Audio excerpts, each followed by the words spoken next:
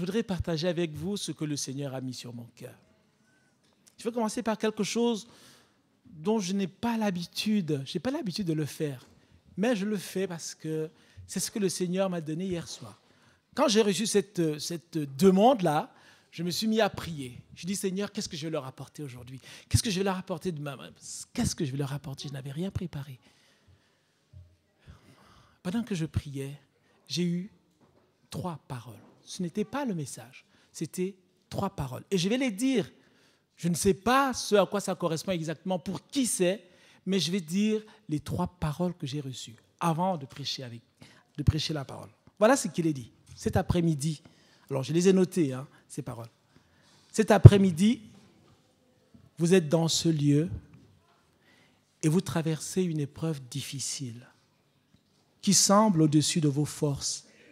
Et vous vous demandez comment vous allez vous en sortir. Je voudrais vous dire de la part du Seigneur, il y a une solution pour vous. Si vous choisissez de lui faire confiance et de ne pas tourner les mains vers l'iniquité, vers le péché. Ça, c'est la première parole. La deuxième disait ceci. Tu es là et tu es lié par le péché. Tu te sens prisonnier, incapable de te sortir de là. Pourtant, tu as vraiment envie d'en sortir. Et bien cet après-midi, reçois ceci de la part du Seigneur. Il a pourvu à ta libération. Il y a pour toi un chemin de liberté si tu choisis de mettre ta confiance dans la parole de Dieu et non dans tes capacités ou dans celles des hommes. La troisième chose dit ceci. Tu as baissé les bras, acceptant ta situation comme une punition de Dieu, et tu as renoncé à te battre en disant « Je l'ai bien mérité, Dieu me punit ». Le Seigneur veut te dire cet après-midi, rappelle-toi, je suis le Dieu plein de miséricorde et de compassion et qui fait grâce. Tu as confessé ton péché d'un cœur sincère, ton iniquité est effacée. N'accepte plus de vivre dans la culpabilité. Relève la tête et marche avec moi. Tu es mon enfant et je t'aime. Je ne sais pas à qui sont destinées ces paroles, mais si vous vous êtes reconnu là-dedans, elle est pour vous ce soir, une de ces paroles. Saisis-la et marche parce que Dieu t'aime et veut que tu marches de progrès en progrès, de victoire en victoire. Ce soir, le message que j'ai est quelque chose de très simple. On m'a dit que je n'avais pas beaucoup de temps. est quelque chose de très simple. Il dit ceci, le salut est à ta portée. Tu peux avoir oublié tout ce que j'ai dit. Je veux que tu retiennes une chose cet après-midi. Le salut est à ta portée. Je ne sais pas si tous ceux qui sont là peuvent dire « Jésus est mon Seigneur et mon Sauveur ». Mais si tu ne peux pas le dire ce soir, je veux que tu saches que le salut est à ta portée et dépend quelque part de toi et de toi seulement.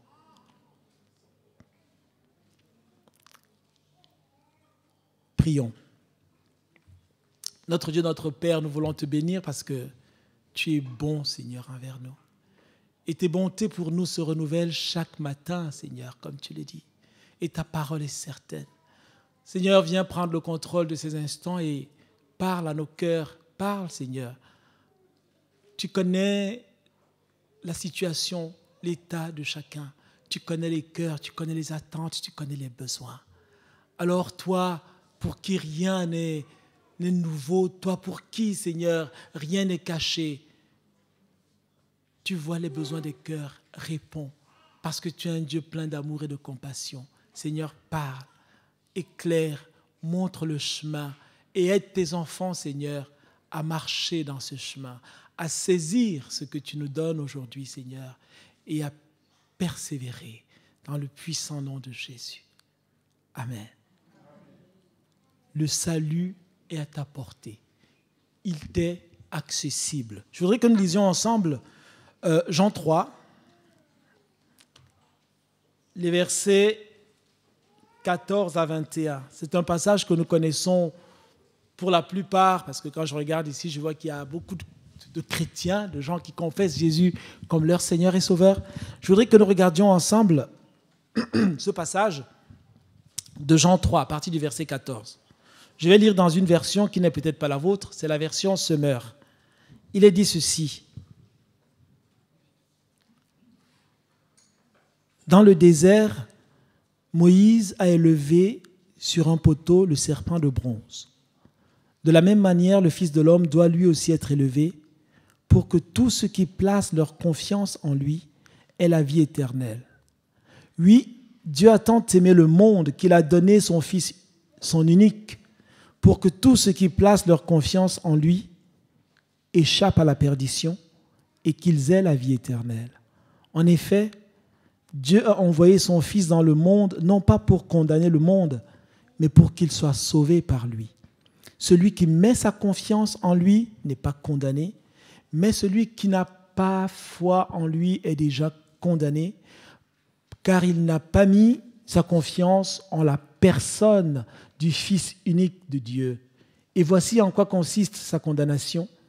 C'est que la lumière est venue dans le monde, mais les hommes lui ont préféré les ténèbres parce que leurs actes sont mauvais.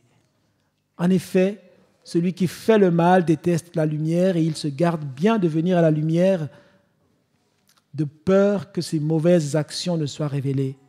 Mais celui qui a une conduite conforme à la vérité vient à la lumière pour qu'on voit clairement que tout ce qu'il fait, il l'accomplit dans la communion avec Dieu. Comme je disais, c'est un passage qui est très connu parce qu'il fait partie d'un célèbre entretien. Un entretien que Jésus a eu avec un homme non moins célèbre, Nicodème, un docteur de la loi.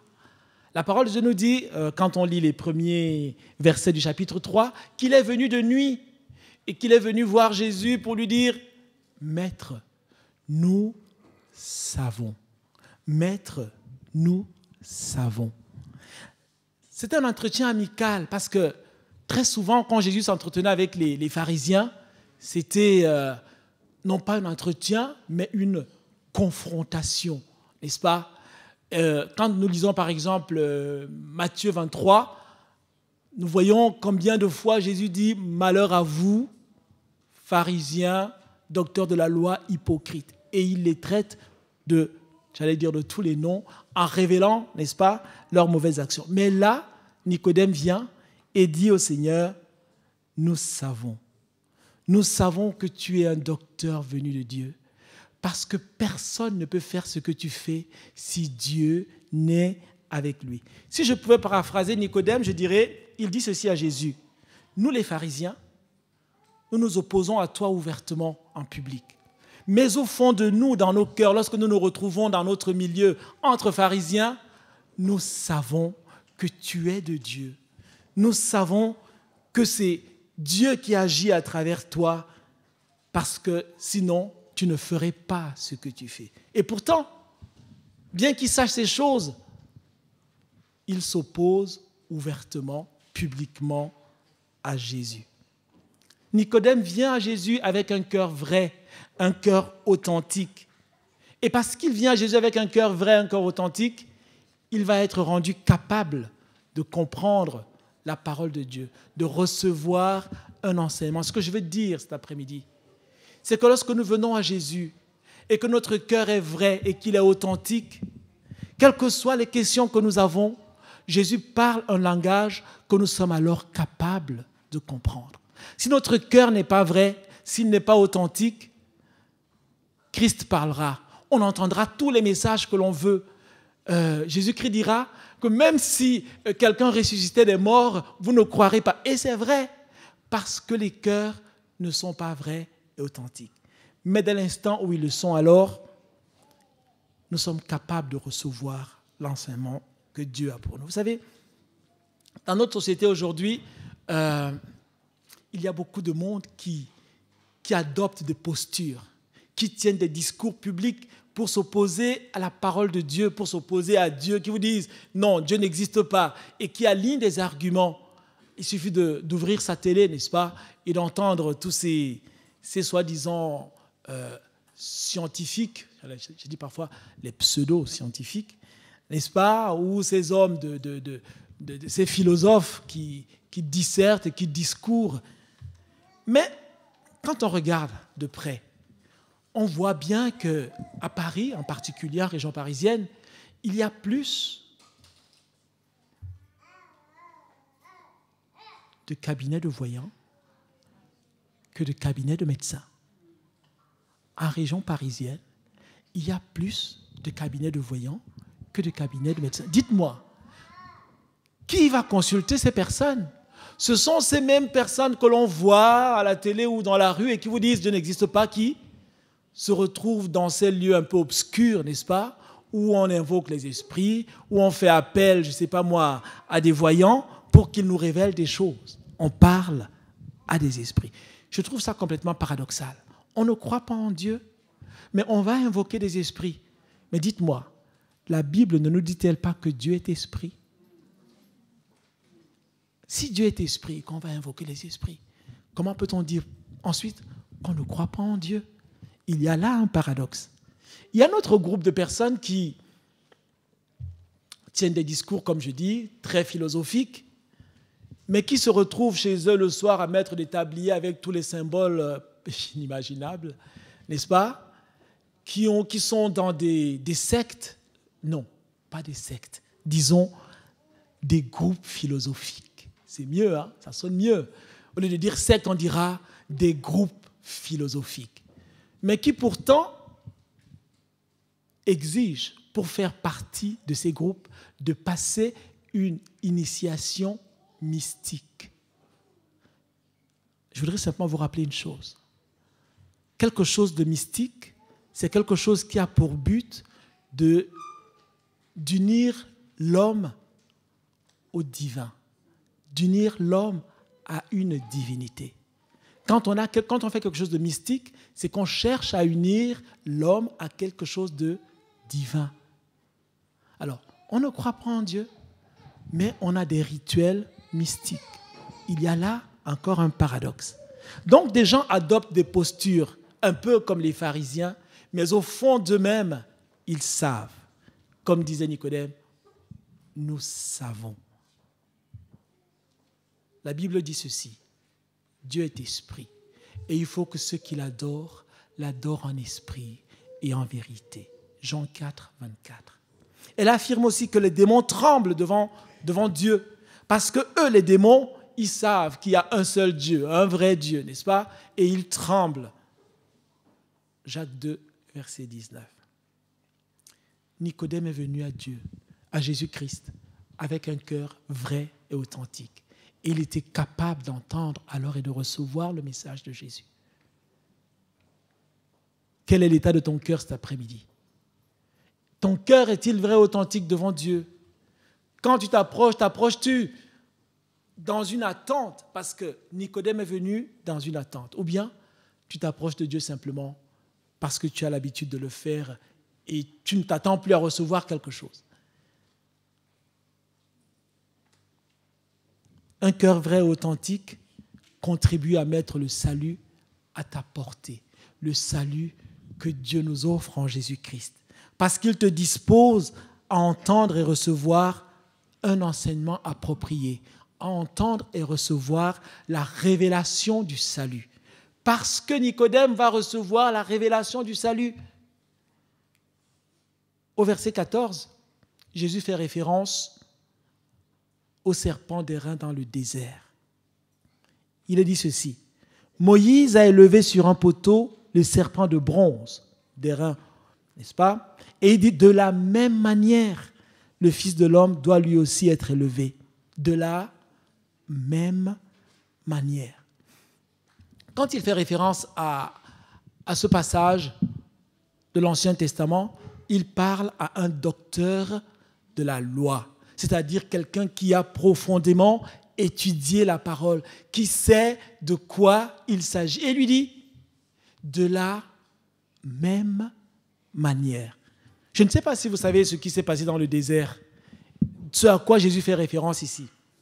Ce texte se trouve dans Nombre 21, les 9 premiers versets. Je voudrais qu'on les lise un peu. Qu'on lise juste les 9 premiers versets de Nombre 21. Je commencerai au verset 4 pour aller plus vite. Il a dit ceci. Nombre 21, verset 4. Les Israélites quittèrent la montagne de Hor par la route de la mer des roseaux pour contourner le pays d'Édom. En cours de route, le peuple se découragea. Il se mit à parler contre Dieu et contre Moïse en disant « Pourquoi nous avez-vous fait sortir d'Égypte pour nous faire mourir dans le désert ? Car il n'y a ni pain ni eau et nous sommes dégoûtés de cette nourriture de misère. » Alors l'Éternel envoya contre le peuple des serpents venimeux qui les mordirent et il mourut beaucoup de gens en Israël. Le peuple vint trouver Moïse en disant « Nous avons péché lorsque nous avons parlé contre l'Éternel et contre toi. Maintenant, veuille implorer l'Éternel pour qu'il nous débarrasse de ces serpents. » Moïse pria donc pour le peuple. L'Éternel lui répondit « Fais-toi un serpent en métal et fixe-le en haut d'une perche. Celui qui aura été mordu et qui fixera son regard sur ce serpent aura la vie sauve. » Moïse façonna un serpent de bronze et le fixa au haut d'une perche. Dès lors, si quelqu'un était mordu par un serpent et qu'il levait les yeux vers le serpent de bronze, il avait la vie sauve. Alléluia. Notre Dieu est... Je ne sais pas. Vous venez le voir parce que vous avez un problème. Vous dites, enlève le problème. Et lui fait autre chose complètement qui semble hors de sens, en fait. Qui semble complètement hors de sens. Qu'est-ce qui s'est passé? Ce peuple a péché. Il a péché en parlant contre Dieu et contre Moïse. Pour résumer rapidement, ils avaient gagné une grande bataille. Ils avaient prié Dieu pour que Dieu leur accorde une grande victoire. Dieu leur a accordé la victoire. Et parce qu'il fallait contourner le pays d'Édom pour éviter une nouvelle guerre, ils s'impatientent en route et ils se mettent à murmurer. Tu nous as fait sortir d'Égypte. Ce qu'ils oublient, c'est qu'en Égypte, ils étaient esclaves. N'est-ce pas? Ils avaient les chaînes, ils devaient faire des briques, mais non, ils ont vite fait d'oublier.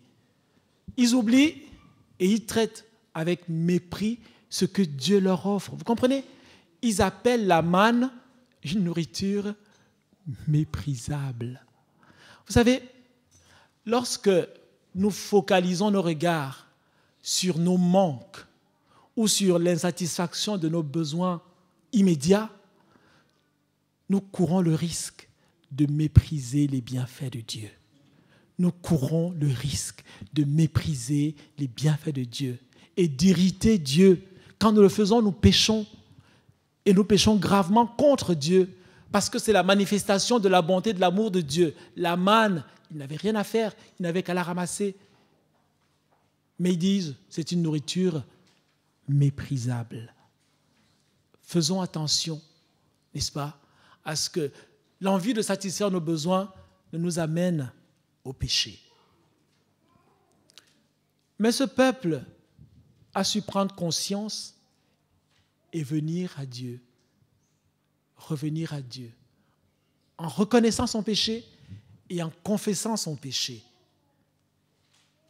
La Bible nous dit, vous savez, si nous confessons nos péchés, le Seigneur est fidèle et juste pour nous pardonner et pour nous purifier de toute iniquité.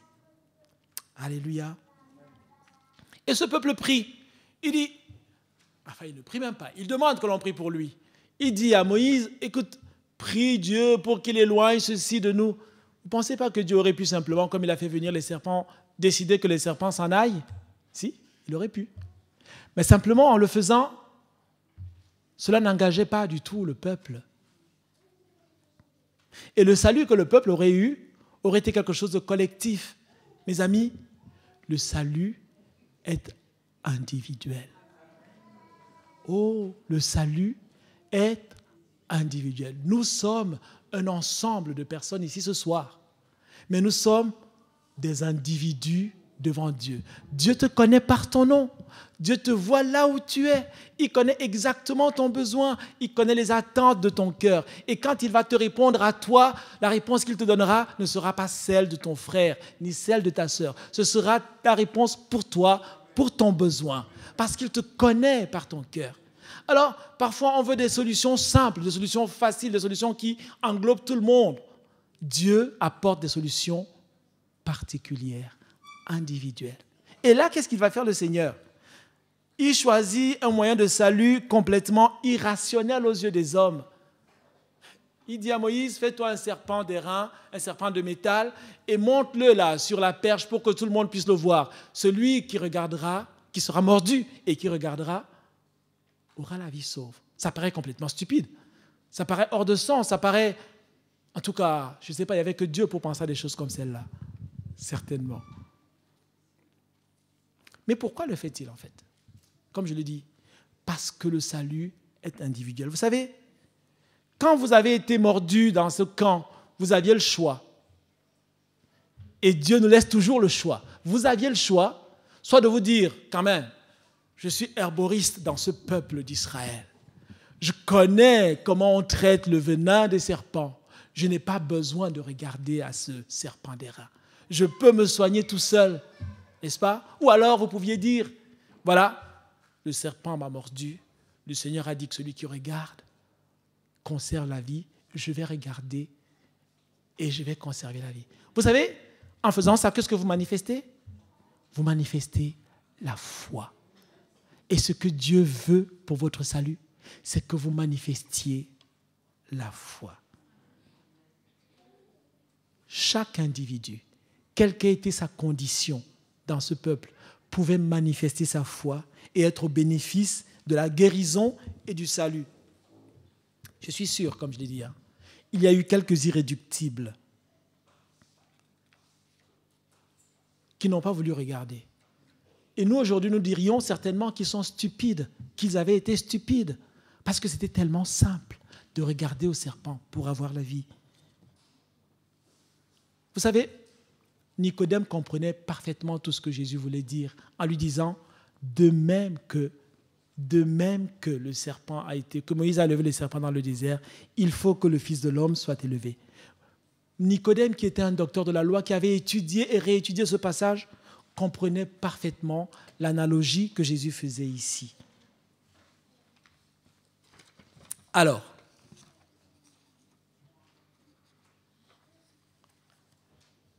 Jésus dit à Nicodème, tu sais, le monde est sous la domination du péché. Parce qu'il est dit, tous, nous sommes pécheurs en Adam, n'est-ce pas? Et aucun d'entre nous n'est digne de la présence de Dieu.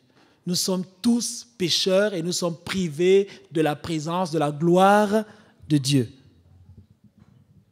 Et le salut que Dieu offre en Jésus-Christ fonctionne de la même manière que celui qu'il a offert aux Israélites dans le désert. Quel était le fonctionnement du salut dans le désert ce jour-là?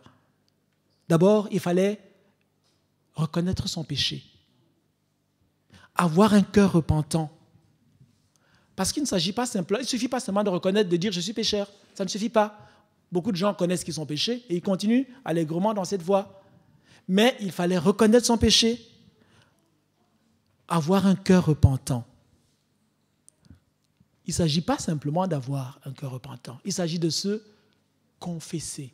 Ils ont confessé leurs péchés comme étant des péchés et comme quelque chose de désagréable à Dieu. Ensuite, il fallait manifester la foi, parce que c'est par la foi qu'ils obtenaient le salut et la guérison. Et Jésus dit à Nicodème, tu sais, le salut que Dieu donne fonctionne exactement de la même manière. Et ça, Nicodème le comprenait. Jésus disait aussi à Nicodème, je suis celui qui va être mis à la croix à cause du péché de l'humanité, pour que celui qui croit en moi ait la vie et ne meure pas. Car Dieu a tant aimé le monde qu'il a donné son Fils, afin que quiconque croit en lui ne périsse point, mais qu'il ait la vie éternelle. Jésus disait aussi à Nicodème, à travers cette conversation, Je suis la solution de Dieu pour résoudre le problème du péché, le péché de l'humanité. Mais il va falloir que chacun individuellement manifeste sa foi pour être au bénéfice du salut que Dieu offre. Voilà comment fonctionne le salut. Le salut est à ta portée ce soir, cet après-midi, si tu as un cœur repentant. Parce que de toute manière, tu es pécheur. De toute façon, tu es pécheur. Et tu le sais d'ailleurs. Tous ici, nous sommes pécheurs. Et nous avons été sauvés par grâce. Alors, si cet après-midi, tu es là, Jésus-Christ est la solution à ton péché. Ton péché qui te mène à la perdition, qui t'éloigne de Dieu. Si tu as un cœur repentant, si tu viens et tu confesses que tu as péché contre Dieu, Dieu te dit, j'ai payé, j'ai pourvu, j'ai donné pour toi le moyen de te réconcilier avec moi. Mais pour ça, il faut que tu manifestes la foi. Il faut que tu crois que Jésus-Christ sur la croix a payé pour toi le prix. Et par cette foi, tu es réconcilié avec moi. Et tu entres dans une nouvelle dimension, dans une dimension de communion avec ton Dieu. Mais c'est difficile pour certains, vous savez. Nous disions tout à l'heure que ceux qui ne regardaient pas au serpent dans le désert étaient stupides. Mais aujourd'hui, il y a aussi des gens qui manifestent de l'incrédulité. C'est une stupidité. La Bible dit ceci. La prédication de la mort de Christ sur une croix est une folie aux yeux de ceux qui se perdent. Mais pour nous qui sommes sauvés, elle est la puissance même de Dieu. En effet, là où la sagesse divine s'est manifestée, le monde n'a pas reconnu Dieu par le moyen de la sagesse. C'est pourquoi Dieu a jugé bon de sauver ceux qui croient par un message qui paraît annoncer une folie. Oui, tandis que d'un côté les Juifs réclament des signes miraculeux et que de l'autre les Grecs cherchent la sagesse, nous prêchons un Christ mis en croix. Les Juifs crient au scandale, les Grecs à l'absurdité.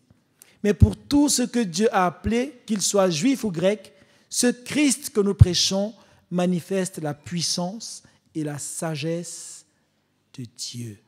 Alléluia. 1 Corinthiens 1, 18 jusqu'au verset 25. Le salut est à ta portée cet après-midi. Si tu veux bien y entrer, le salut est à ta portée. Je vais simplement conclure. Qui que tu sois, quoi que tu aies fait, le Seigneur nous dit que Christ a payé le prix. Il est le don gratuit de Dieu qui est là pour te réconcilier avec Dieu parce que son sang a coulé, ce sang est suffisant pour effacer ton péché, pour apaiser la colère de Dieu contre toi et pour te réconcilier avec le Père parce que le péché t'a éloigné de lui. Alors, cet après-midi, si tu veux rentrer dans cette nouvelle dimension avec Dieu, cela ne dépend que de toi. Tu es peut-être là ce soir et tu t'es éloigné de Dieu. Tu te dis, à quoi cela sert-il de servir le Seigneur? Parce que tu as eu des blessures, parce que tu as eu des illusions, parce que pour diverses raisons.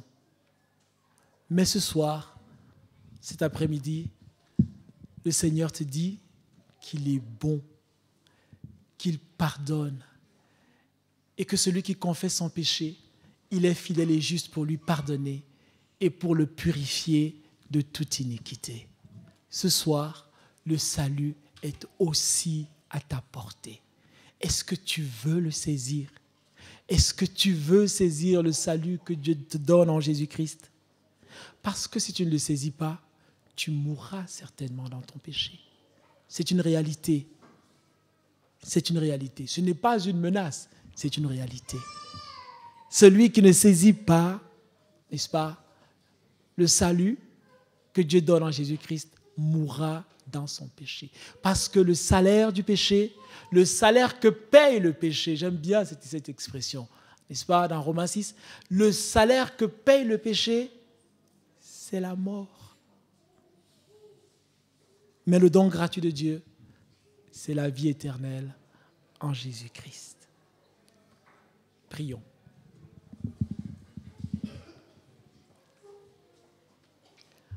Notre Dieu, notre Roi, nous te bénissons parce que tu as pourvu à notre salut.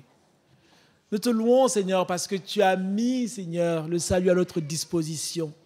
Tu l'as mis à notre portée pour que nous puissions le saisir, que nous puissions tendre la main par la foi et saisir, Seigneur, le salut, cette vie d'éternité avec toi. Seigneur, je te prie, afin que ton Saint-Esprit maintenant fasse son œuvre de conviction dans les cœurs et dans les mentalités, Seigneur.